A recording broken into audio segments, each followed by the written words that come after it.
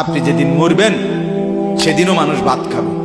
এই গ্রামবাসী ধোকা ধোকা, মহল্লাবাসী ধোকা, এগুলো সব ধোকা, সব ধোকা।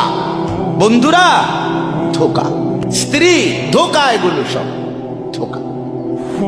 সব ওই রাত্রে খানা খাবে, আপনারে দাফন করে আসে।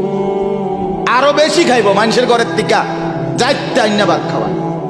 আও সারাদিন কাঁদছেন আমনে, শরীর দুর্বল হয়ে যাব খানা না খাইলে। ভাত খা, খানা বন্ধ। লাশের সামনে, লাশের সামনে মুসলমান আজকে জানাজা, লাশ সামনে, এখানে দাঁড়াইয়া জিগায় খানাটা কোন দিন কইয়া লাইলে ভালো আছিল। কি আহা আহা, মানুষ কার জন্য শিক্ষালেন? এই মানুষগুলো তারা আজকে জিগায় খানাটা কোন দিন করবে।